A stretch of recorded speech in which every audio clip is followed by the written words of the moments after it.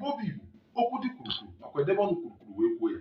Gee ntị ka ịnụ ihe nnukwu ụkọchukwu Katọlik nke Dayọsis Nsụka kwuru banyere ya bụ nkatọ aka na-achị steeti Enugu bụ Peter Mba katọrọ ya bụ anọm n'ụlọ a na-alụ ọmụndị ọbụla.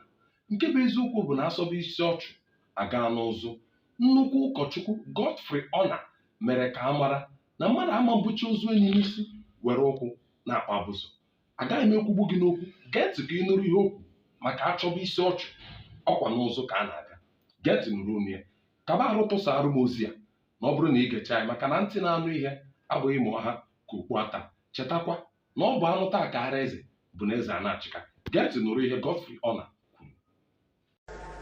That I understand the initiative by some state governments in the southeast, especially the newly inaugurated government in Enugu State, to try to restore normalcy in the southeast. But I want to believe and I want to affirm that this initiative must of necessity include an increase in the efforts and the coordination of all the efforts made by the southeastern governors to secure the release of Mazi Nnamdi Kanu from detention. Because we all believe that his continued detention, despite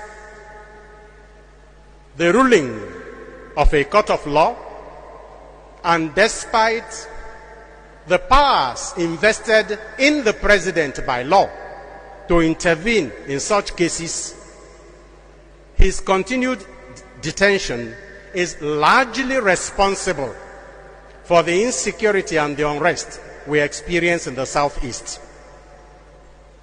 And until that is addressed, any peace we hope to achieve may only be superficial. But I'm begging everybody to give the government now, especially new government, the benefit of the doubt. On the wage damash, and there may be reason for that anger.